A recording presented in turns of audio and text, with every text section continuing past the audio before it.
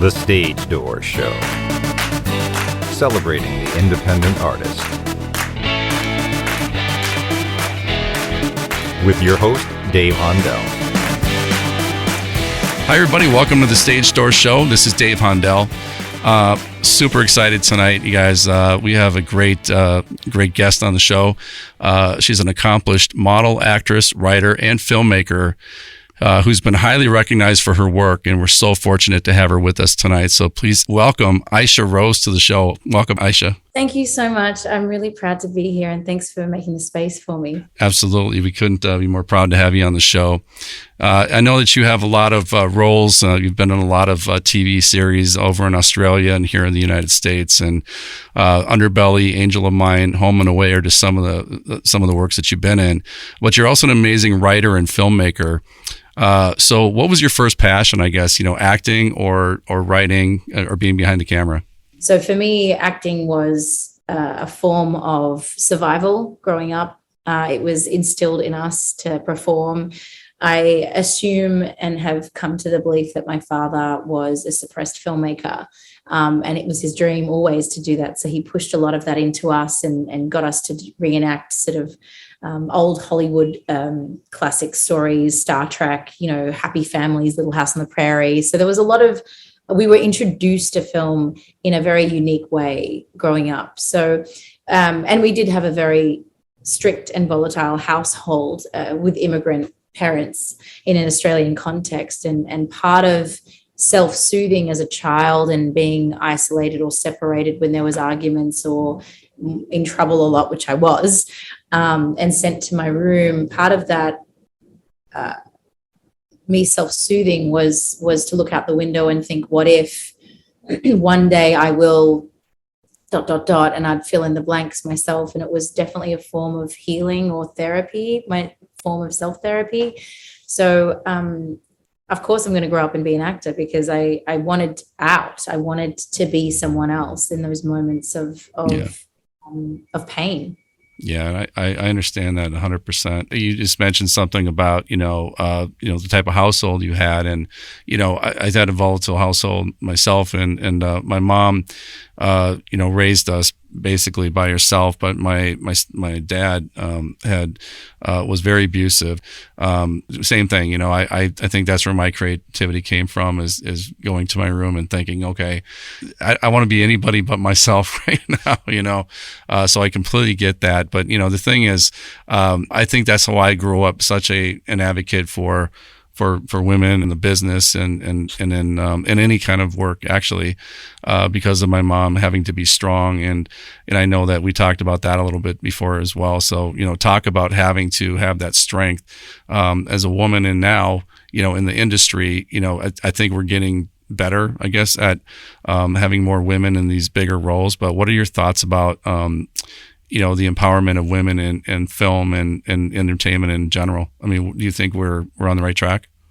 Yeah, at times I really do. And I'm very proud and I'm happy to be a witness for this time, for sure. As I observe the changes in the industry, I do find that women's rights and modern day feminism becomes more often than not too synonymous with exclusion and man-hating. And that has been something that I have felt very passionate about, to focus on inclusion in my projects. I don't believe that telling modern day feminine stories don't mean a woman can't be feminine to be a feminist. So One of my main goals was to reintroduce the term feminine, what that means in a modern context, because I think we have learned that being a feminist means, in some way, there's a stigma attached to it. You cut off your hair, you become a CEO of a financial institution, you have 7 children and a nanny, and you're successful and you don't need no man. But I do feel that we need to relearn how to become friends and collaborate and share with men on an equilibrium. Yeah, that's sort of what my motivation is to practice inclusion, because displacement and isolation has been part of what I'm interested in discussing in my projects too. And also your directing debut was Me Too from 2018. It was about the Me Too movement and some of the conversations and the allegations that were brought up, some of the powerful men in the business, right? So, talk about that project and how did that come about and why did you go forward with that project? Me Too was my first ever introduction to filmmaking, and it was such a beautiful project to make because it was all focused around non-dialogue storytelling. So we didn't write any dialogue for this piece, and it was all to music. And I particularly like that way and that form stylistically because I feel like you can say so much more by showing, not telling. And me and my directing partner at the time, Tony Pauly, had the idea, and we drove to San Francisco with no money and went to a film school and made this film. Had 2 people drop out on the day, got a random school teacher that was at the film school there, Expression School of Film. We pulled him into it, and it came almost organically because basically it still happens to this day, despite the Me Too movement and the Black Lives Matter movement, that there is an unhealthy power dynamic still that's instilled in us culturally because it's a generational thing and it's going to take a while to rectify that. Men still get away with manipulation, with mind games, and with making us as women feel like there needs to be so much more than just your talent that is sacrificed to get ahead or to get a chance or to be seen in any way. And that's exactly what I explicitly told in this story, Me Too. And it was received very well in the States, not so much here in Australia. Why do you think that is, that it was, you think because of the amount of filmmaking here? Or do you think there's something else why it was more popular here than there? I don't know. I honestly think that Australia in some ways is a little avoidant of particular topics that are more prevalent in America. Me Too was something that we witnessed, but because we're so far away, not just physically, we almost mirror some of the changes that happen in Hollywood, but we're just that little bit behind. Yes, we joined forces in that way, but it wasn't received as well at all here. I'm still thinking about that and whether that's our own, with sort of a habitual kind of cultural avoidance to specific issues that make us feel too much and promote some sense of awareness around topics that we feel helpless in changing. Do you think that that's part of the reason you're so passionate about telling stories because of that, in a way, where you want to? You feel like things are behind the times there, and you know that stories are being told maybe in the United States. And you want to get these stories out there a little more because you feel like it needs to be that way everywhere. You know what, Dave? Absolutely. I have not felt like there was a space here in Australia to take the risks that I was wanting to take in terms of storytelling, telling the types of stories I wanted to tell, and being a part of it, a change by being as honest as possible. And I don't feel like they were ready for that. They being the industry here in some ways, by the responses that I get. Also culturally here, there's a different feeling here in Australia. In America, it's very much like, well, we want to jump on board and support anyone and everyone because they could be somebody down the track. There's this kind of sort of investment in being a you go girl attitude. Then in Australia, it's very much like when you're making leaps and bounds or trying to carve your own path, it almost, for me personally, feels like it sends people into a state of fear, insecurity, and there's not as much support energetically here. And that's not to say that there isn't. It's to say that, like, you know, when you start taking risks, it seems to upset a lot of people. For example, I've started a fundraiser to raise money for the visa. I need to get the artist visa because I had such a fruitful trip, this last trip to the States. I was so grateful. And my fundraiser was both received with support from my American friends and my Aussie friends. The responses were save the money for people that actually need it. you can go about this a different way. Don't be a victim. It was very much a eye-opening experience for me to see the difference of attitude culturally. When you try and put yourself out there and find a space for yourself, it's very, very in your face here with fear of putting yourself out there because, fear of failure, but also fear of people's opinion. So that's why I'm passionate to go there, because I'm in a place now where probably I can handle that. Unlike, when you first start working. Well, I think part of telling social stories like you like to do. I mean, sometimes it's being a disruptor. I think it's actually a good thing. So sometimes if you don't get the support there, maybe it'll open their eyes eventually. But I think the more you disrupt like that, I think eventually people will like start opening their eyes. Like, wow, when it comes to social issues. But I think the work you're doing is amazing because a lot of it is award winning. I know the Girlfriend Project, and I mean just everything. Shoulda is another project that caught my eye because it's won a lot of awards on the festival circuit. But one of the things that I was reading your director's notes here, I'm just going to read this to my listeners because I thought this was very powerful because it's kind of the world that we live in right now. But a woman desperate for love and a struggling alcoholic sabotage themselves by masking who they really are in a futile attempt to appeal to one another. The more they mask their true selves, the more their chances that connection dies. Finally finding themselves in an authentic moment has the promise to turn it all around. Will they rise to the challenge or is it too late? I think that, that was powerful to me because when you're online, I think a lot of times people present themselves as somebody that they're completely that's not who they are. And when you meet that person or you try to have a relationship with them, it's going to come to light eventually, and it could become a toxic situation if you're not presenting yourself the way you really are. So I thought that was really powerful.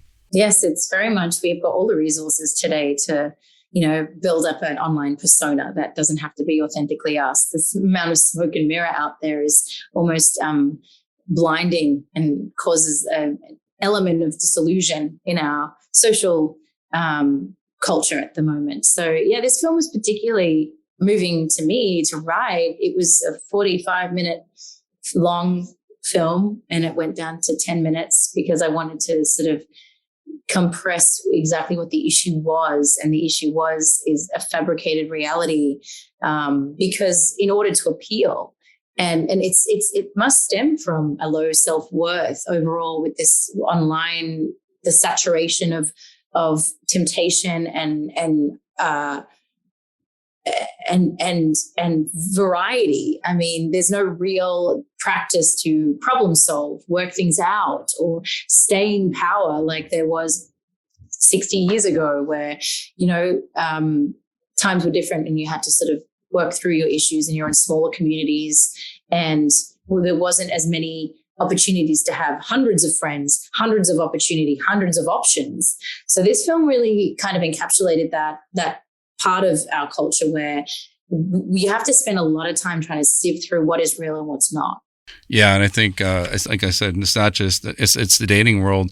It's also like the online dating, TikTok. It could be anything. Where I think people that are looking for acceptance, they find it from the cyber world as opposed to real people, and it could be dangerous because those people could turn on you just as quickly as they're supporting you, right?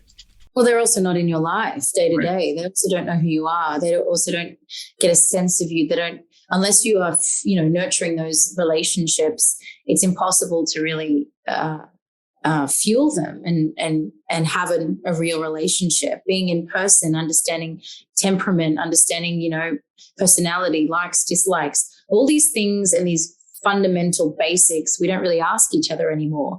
Our friendship culture is distorted in that regard because it has become about likes and popularity.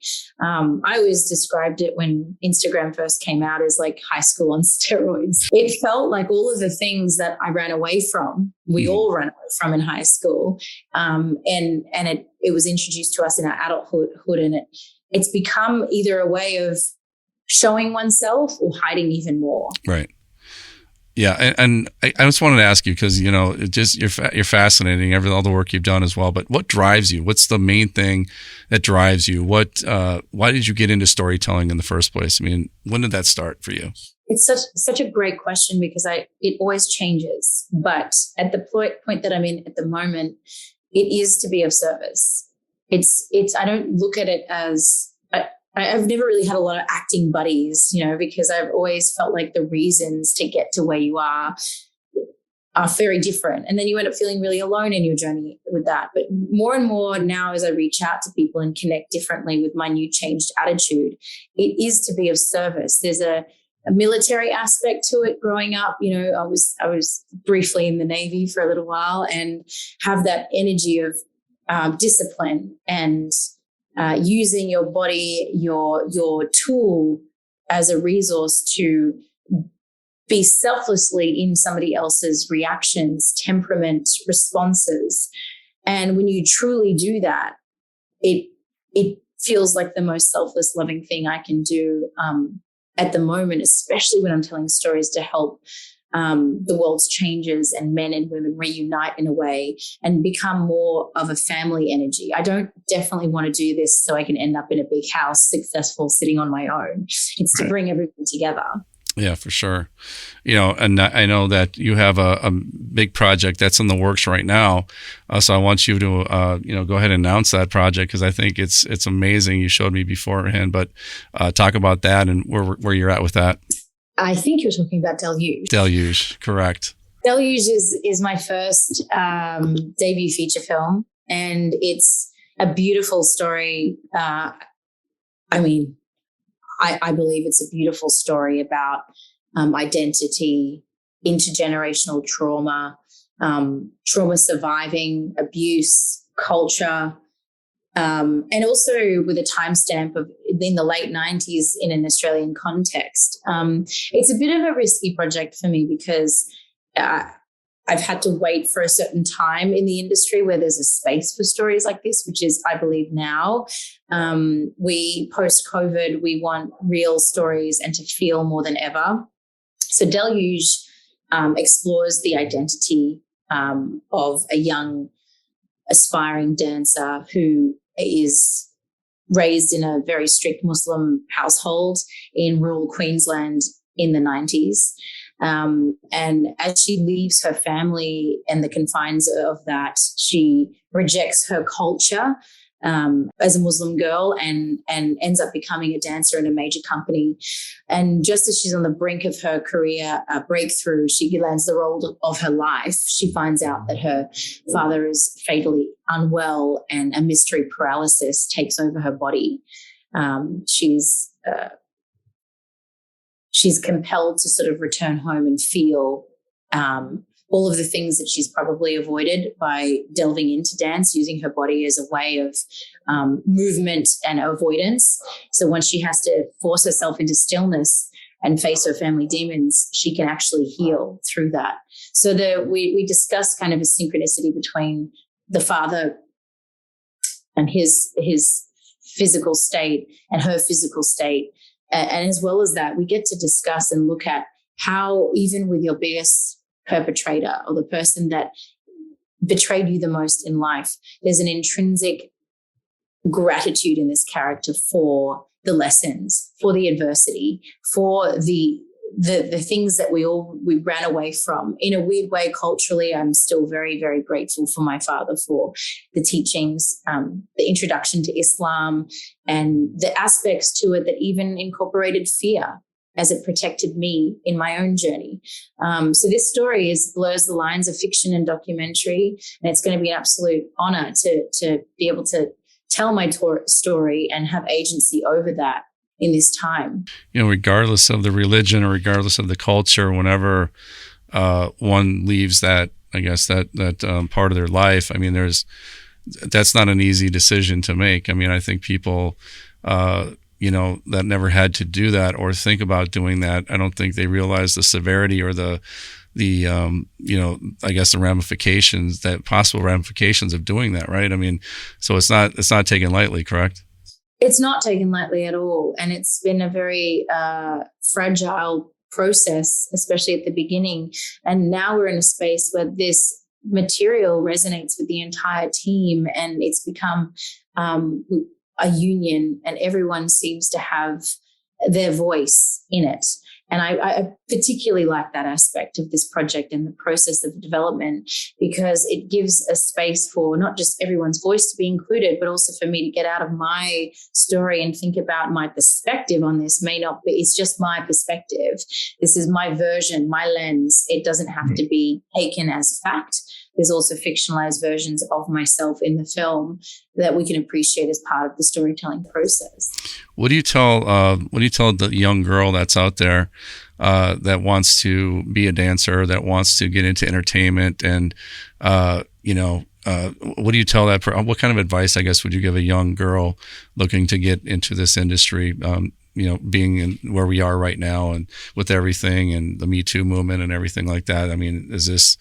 It's a tough business, right? For both men and women, but for women especially. So what do you tell that young girl?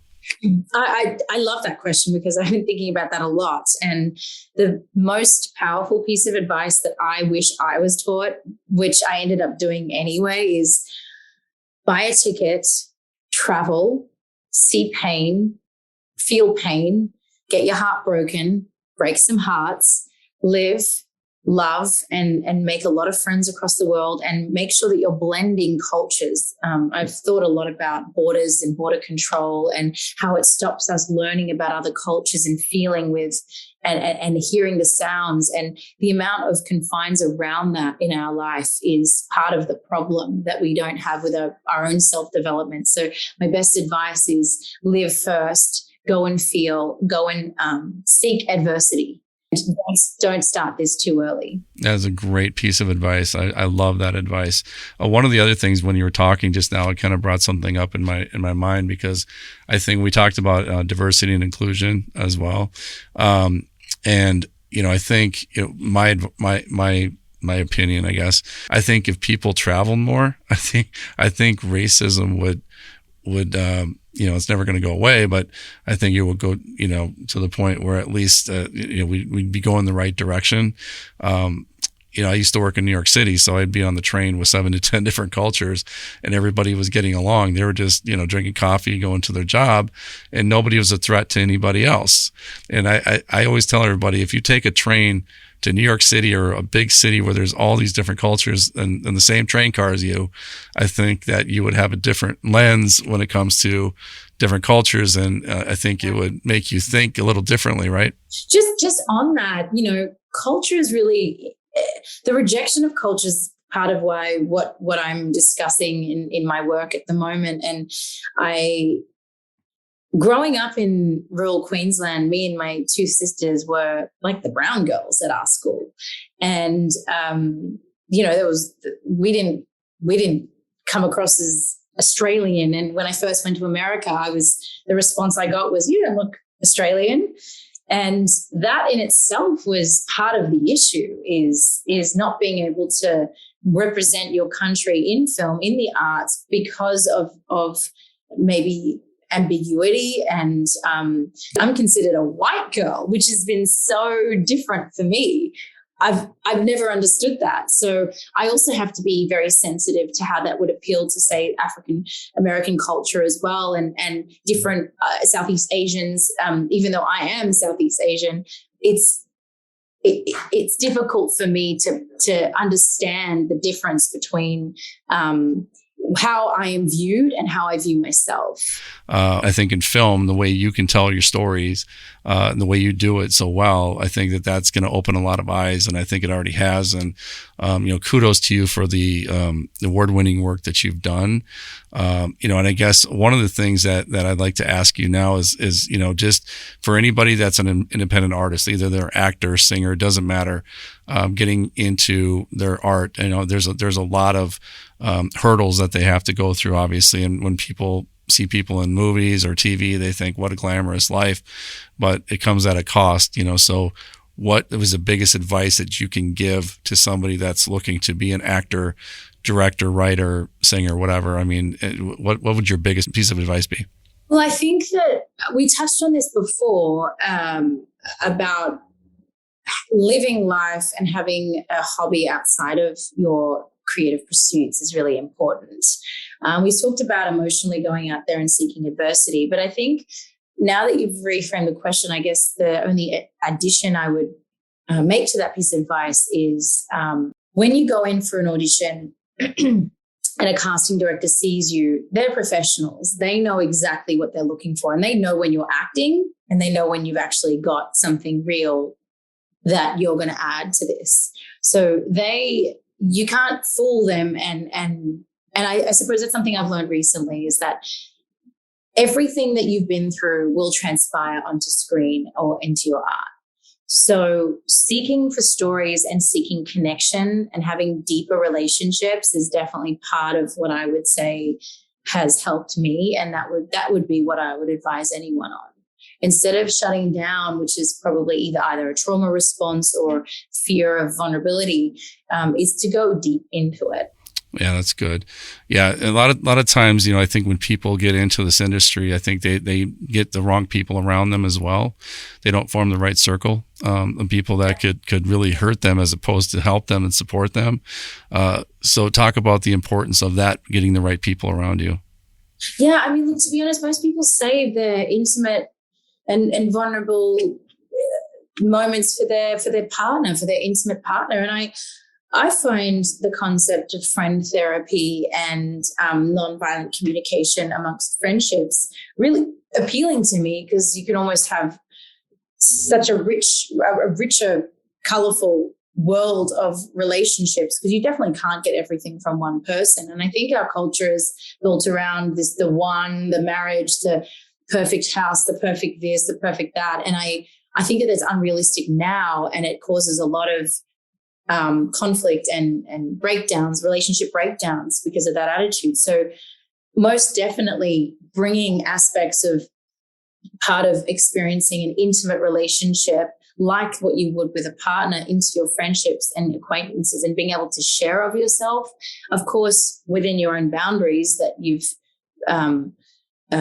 put together with your own healing journey. I do believe that having richer relationships all round and being able to be your true self, because I do think that part of growing up in childhood into adolescence, we develop performative aspects and manipulation tactics to survive. And that's very prevalent in children. But as you sort of get older, I feel that performing and being what we think others want us to be is part of the problem. I've had to learn that myself recently, is that I'm so adaptable in any environment. I just morph into this chameleon and morph into that. But then I have to go away and sort of hold myself with withdrawals, because I'm absolutely exhausted. And knowing how to be you and rest in a space of authenticity with your friends is actually part of what I'm aiming for overall, and to have people around me like that, where you can rest with your friends. Yeah. I guess the other thing I wanted to ask you is, is if there's anything you could turn back the clock on and change, maybe something that you wish you could have done differently. Is there anything in your career that you wish you would have done differently? Yeah, for sure. I mean, I wish that I would have practiced looking at anyone in the industry that had some work or things done, that they've had a colorful resume, or I wish that I could have practiced healthier power dynamics myself. I seem to have put anyone who did anything in the arts above me and made them this big, powerful, perfect creature. And it became part of my issue to find confidence to be able to have a space for myself. So in a nutshell, I wished that I could have seen people as people that are flawed as humans and need their own healing as well, instead of me putting them above me. And it stopped me from progressing for quite a long time. I wish I understood how to navigate through power dynamics. And that's also a question of upbringing and healing and your childhood environment too, with how you put people and how you place yourself. Yeah, that's completely. I mean, that's well said, and I think that's very powerful as well. Because as I interview more actors and singers and everybody that I interview, I mean, everybody's just a human being. Everybody's flawed human beings, and I mean, they just happen to be actors and singers. And I think sometimes, as people who watch them on film and screen and listen to their music, I think we kind of put them on a pedestal, but it's unrealistic, to do that, and it almost makes us feel like we're not able to get to that point ever, because they're up here and we're not. And so I think your words, that just completely made sense what you just said. Yeah, I lost a big chunk of my my growth and developing my voice as an artist to assumption. That's really what it is. It's the stories that we tell ourselves in our head that this person's better than me or this person has it together, when really there's no truth in that. It's based on fiction, not fact. So that would be something I wish I could take back. Before we go, I want to ask you this question. I ask everybody this question, but when it's all said and done, Ayeshah, what would you like to have your legacy be? What do you want people to think about when they think of your name? Legacy. Probably she made a space for everyone. It's really not a nice feeling to feel left out, not as a child, not as an adult. And practicing kindness and making a space for stories and different cultures, perspectives and opinions is part of what I want to support. Well, that's a great legacy. You're just amazing, and your work is incredible. Can't wait to see the big project you're working on come out. So just keep doing the work you're doing, and I can't wait to see what's on the horizon for you. And you're always welcome on the show anytime. And again, thank you so much for your time tonight. Thank you also for sharing your stories too in this. I think that to wrap it up, really, what you've done is you have told your story and made a space, and it gives permission for others to tell theirs. So thank you so much for that, Dave. Thank you. Thank you for the kind words.